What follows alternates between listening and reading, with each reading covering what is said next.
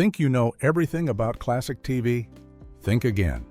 This groundbreaking 1968 series combined real kids with cartoon worlds a year before Scooby-Doo, cost more than any other half-hour show of its era, and launched 3 teenage heartthrobs who toured 15 countries, yet it ranked dead last in ratings and vanished after just 20 episodes.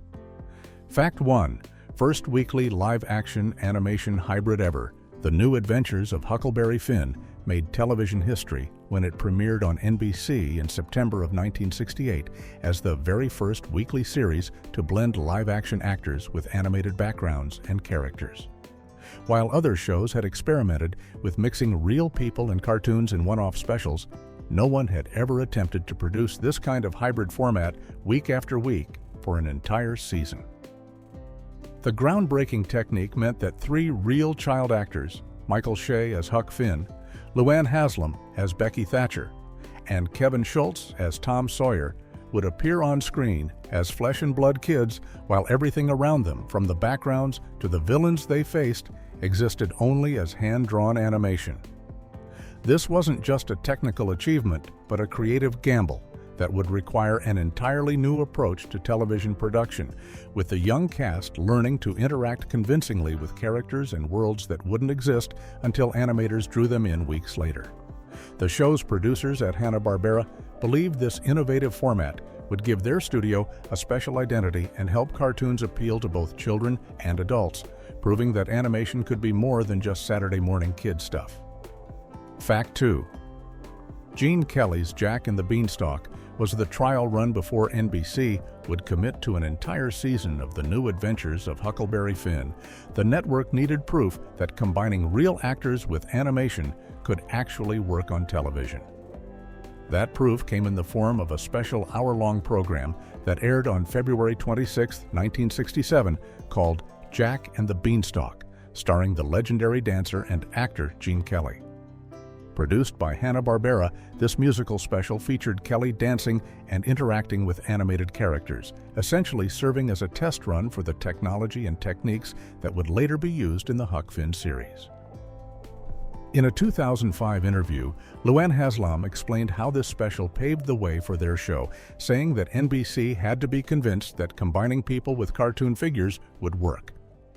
And when Jack and the Beanstalk proved to be a big success, the network gave the green light to move forward with the series. The special demonstrated that audiences would accept and enjoy watching real performers inhabit animated worlds, and it gave Hanna-Barbera's technical team valuable experience in perfecting the blue screen techniques and animation timing that would be essential for producing a weekly series with this unique format. Fact 3. Expensive half-hour on television. During the development of The New Adventures of Huckleberry Finn, producers William Hanna and Joseph Barbera made a bold claim that their new series would be the most expensive half-hour ever put on television at that time. The astronomical production costs came from the incredibly complex and labor-intensive process required to merge live-action footage with hand-drawn animation every single week. Unlike traditional cartoons, where animators could reuse backgrounds and character movements to save time and money, this hybrid format demanded that every scene be carefully planned and executed, with the child actors filming first against blue screens, followed by animators painstakingly drawing and painting every background, prop, and character that would appear around the real kids. The process required massive coordination between the live-action film crew, the animation department, and post-production teams who had to seamlessly combine the two elements into finished episodes. By 1967, Hanna-Barbera had expanded their workforce to nearly 500 employees, including over 45 animators dedicated specifically to this project, and they even had to acquire additional studio space on Cahuenga Boulevard in Hollywood just to handle the production demands. This level of investment showed how serious the studio was about making the show work, even though the financial risk was enormous for what was essentially an untested television format. Fact 4. Michael Shea beat out 1,300 boys for Huck. Finding the right young actor to play Huckleberry Finn was absolutely crucial to the success of the show, and Hanna-Barbera and NBC left no stone unturned in their search. The casting process was massive in scope, with the production reportedly auditioning over 1,300 boys who hoped to land the starring role. After seeing hundreds upon hundreds of hopefuls, the producers eventually found their ideal Huck in 14-year-old Michael Shea, who was already a veteran child actor with experience in front of the camera. Shea's boy-next-door appeal and natural acting ability made him stand out from the enormous pool of candidates, though one television critic later noted with some amusement that he was perhaps the most freshly scrubbed and clean-cut-looking Huckleberry Finn anyone could imagine, quite different from Mark Twain's scrappy, dirt-covered original character. Despite being squeaky clean in appearance, Shea brought the right combination of charm, energy, and acting chops to carry a weekly series that would require him to master the unusual skill of performing opposite characters that didn't actually exist during filming.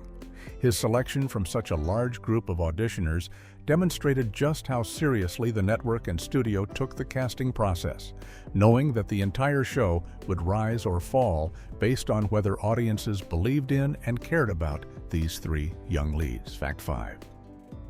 Casting director knew instantly she found Becky.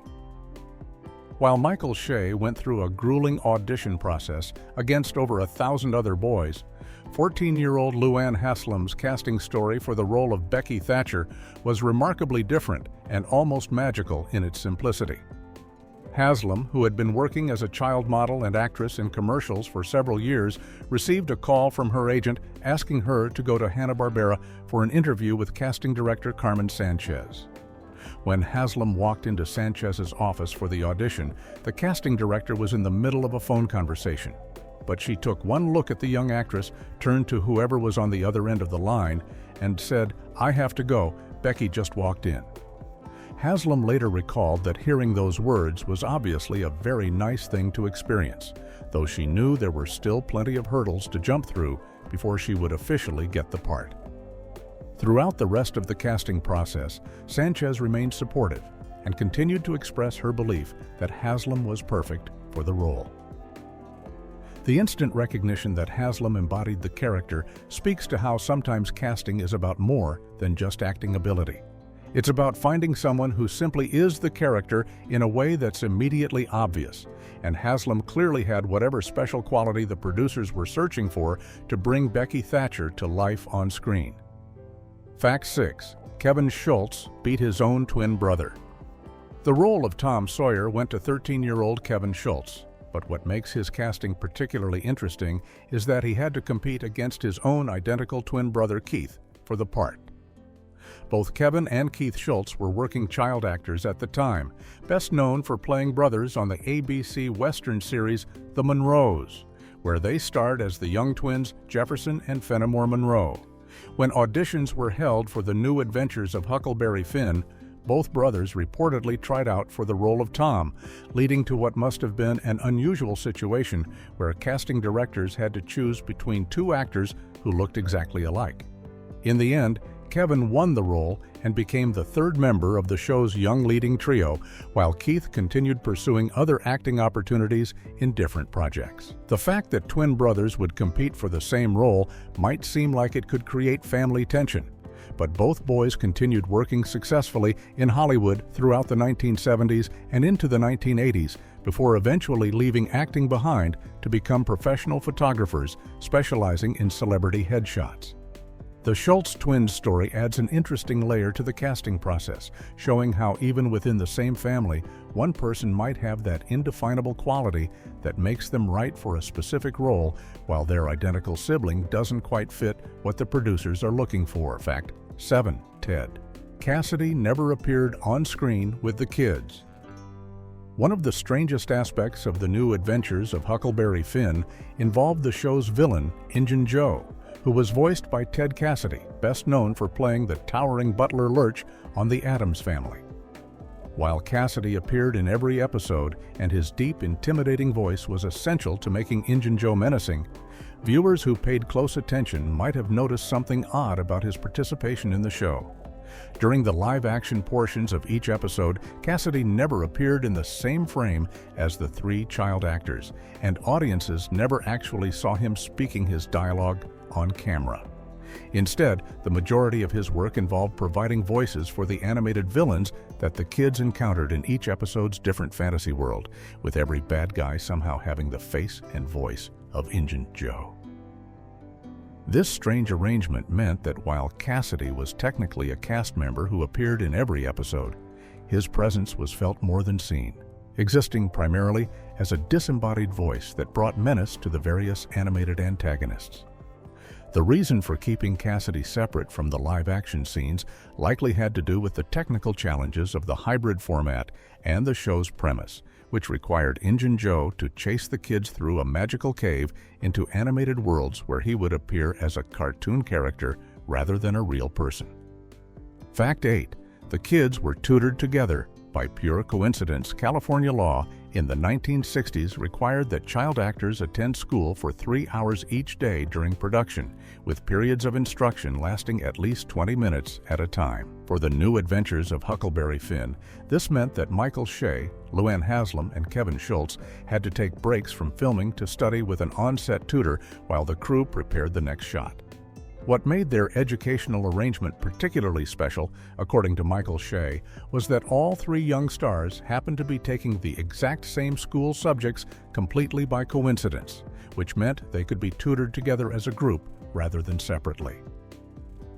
Shea described their typical day on set as starting with getting into makeup and costume, then heading to their makeshift classroom while the technical crew set up the blue screen shots they would be filming.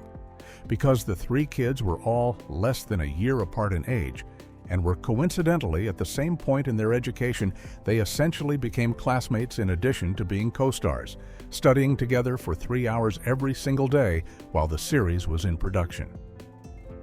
This shared educational experience likely helped strengthen the bond between the 3 young performers and made their on-screen chemistry feel more natural and genuine, as they were spending significant time together both as actors working on scenes and as students learning their regular schoolwork side by side. Fact 9. Actors had to talk to blank blue screens. The technical challenge of creating the new adventures of Huckleberry Finn required the 3 young actors to master a very unusual and difficult skill that most performers never have to learn. The live-action scenes were filmed in front of a royal blue backdrop, which was an early forerunner to the modern green screen technology used in today's films and television shows. This meant that when Michael Shea, Luann Haslam, and Kevin Schultz performed their scenes, they weren't actually seeing any of the animated characters, backgrounds, or props that would eventually surround them in the finished episode. Instead, they had to rely entirely on their imaginations and the director's instructions to know where to look and how to react.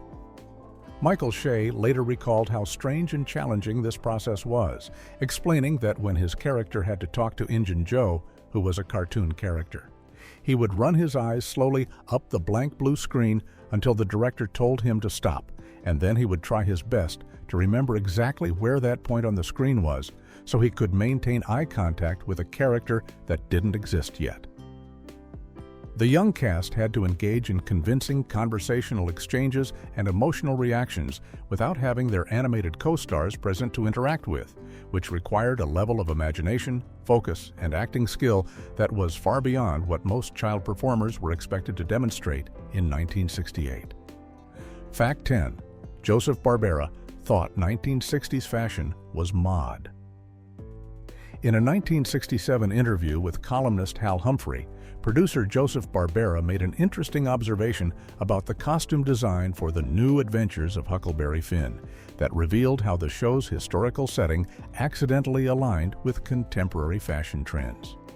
Barbera pointed out that the clothes worn during Mark Twain's era in the 1800s were actually considered modern and stylish in the late 1960s, commenting with clear enthusiasm that the kids of that time were wearing the same high gaiter shoes that Huck and Tom had worn back then. This connection between 19th century American frontier fashion and the mod fashion movement of the 1960s wasn't something the producers had planned, but it gave the show an unexpected relevance to young viewers who might see the characters' period costumes as cool rather than old-fashioned.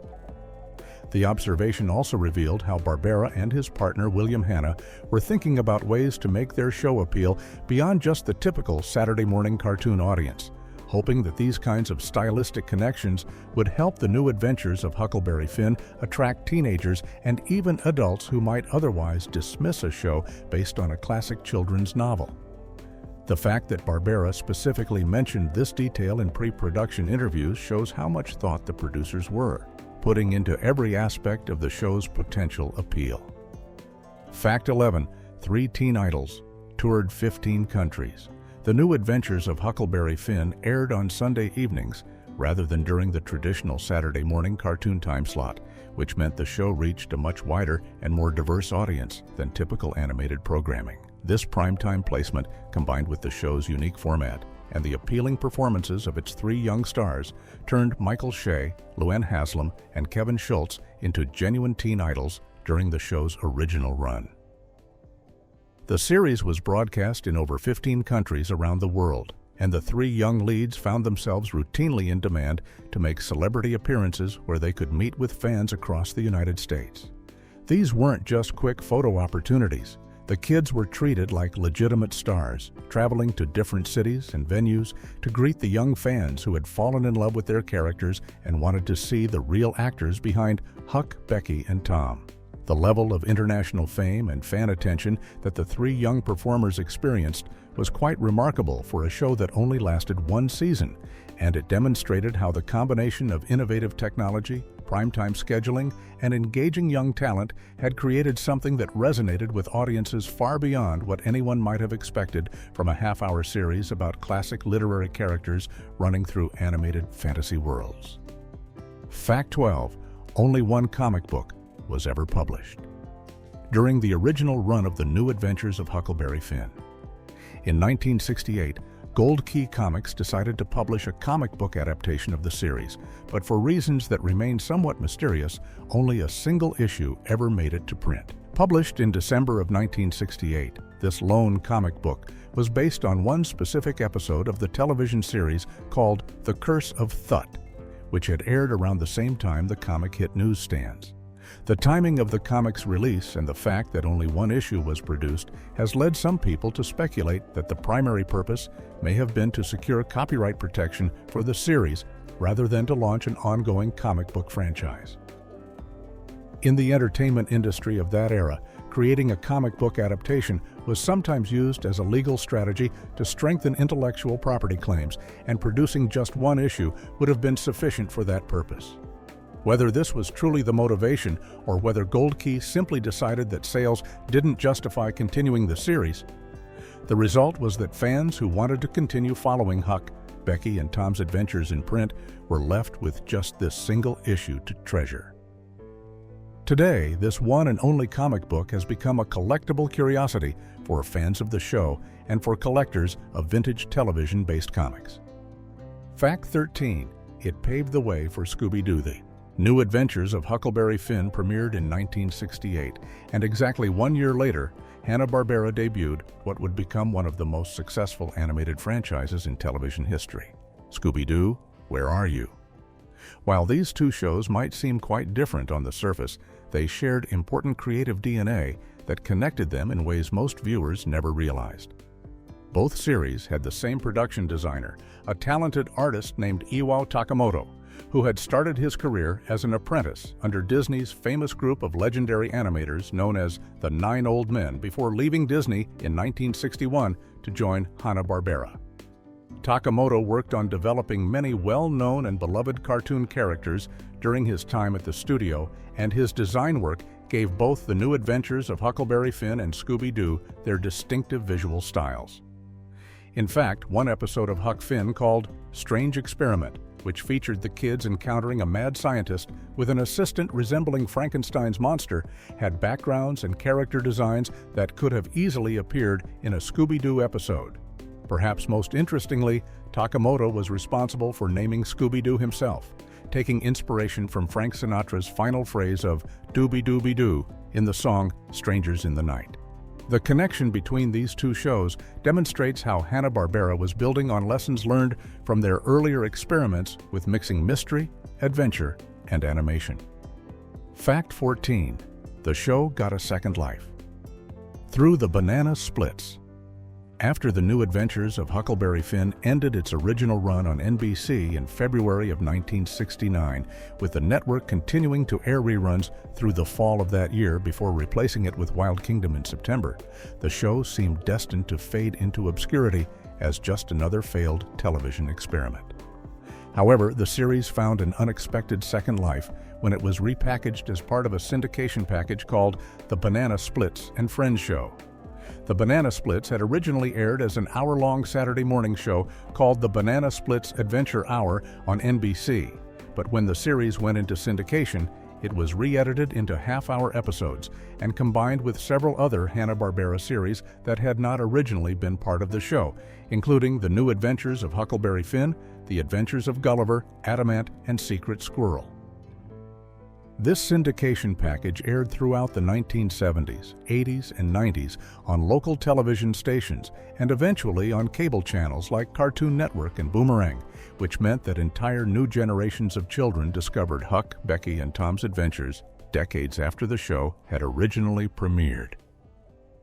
Many viewers who watched the series as part of the Banana Splits package had no idea that Huck Finn had once been its own standalone primetime series, assuming instead that it had always been just one segment of the Saturday morning variety show. But this confusion didn't matter because the syndication package gave the show 4 decades of continued exposure that it never would have received otherwise. Fact 15. Becky Thatcher became a prom expert. After The New Adventures of Huckleberry Finn ended, Luann Haslam continued to appear in commercials and some local theatrical productions, but she gradually became less interested in pursuing a professional acting career and eventually left the entertainment industry entirely. Haslam attended Brigham Young University, where she earned a teaching degree, and by 2004, she was working as a math teacher at San Gabriel High School in California, where she also taught film appreciation and film production classes. One of Haslam's additional responsibilities at the school was serving as advisor to the Junior Class Council, which organized the annual junior and senior proms, and this experience as a high school prom consultant led to an unexpected second career and alter ego. Haslam and her husband, who was a high school administrator supervising prom activities at a different school, decided to create a website offering advice and services to high school students preparing for their proms, and thus Patty the Prom Pro was born.